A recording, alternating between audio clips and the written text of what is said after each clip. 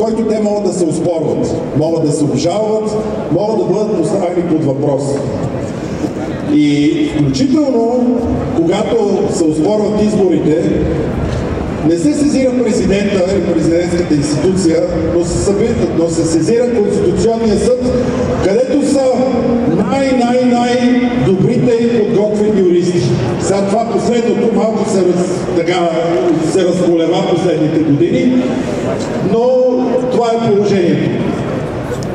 Там са плъхви, които толкова добре познават правото, че ако наистина има някакво нарушение в изборните правила или някой посочва такива, е последната инстанция, където може да отмени някакви резултати, да касира.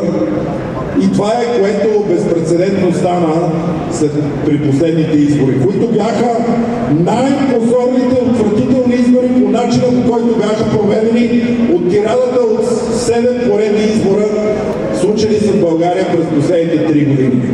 Най-ужасните избори, най-лошо проведените, с най-голям брак. След като беше канцелиран машинния вод, имаме този резултат и той отида в Конституционния съд. Да, обаче какво се оказва? Че Конституционният съд явно установява някакви факти, на които избранниците, на които ще им бъдат разместени мандатите, някой ще им ги вземе и тези хора не са доволни. Но не всички от тях, разбира се. Но там има една групичка, ново начало, които използват като свой инструмент, като ключ, в който се отварят или затварят някоя врата, и това се наказва Прокуратура на Република България.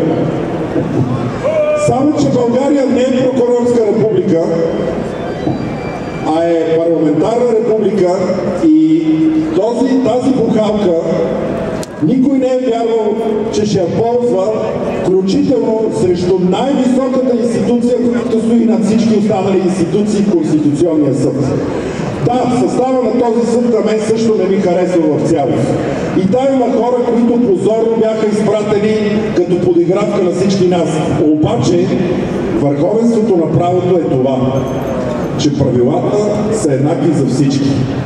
И сега някой не харесва това, което ще му се случи, да опитва да заобиколи реда и използва универсалната бухалка да удря едни или други.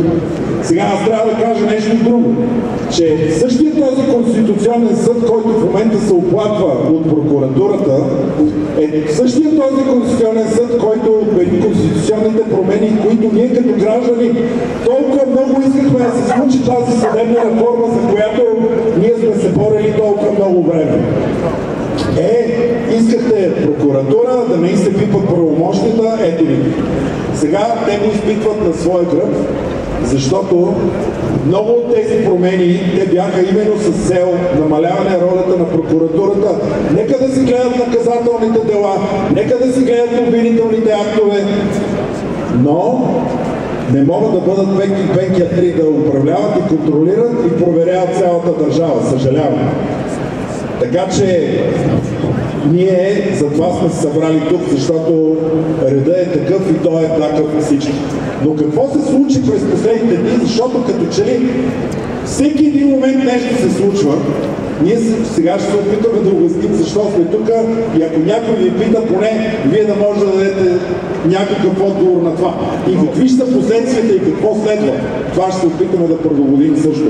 Затова давам думата на първия говорител, адвокат Емил Георгиев.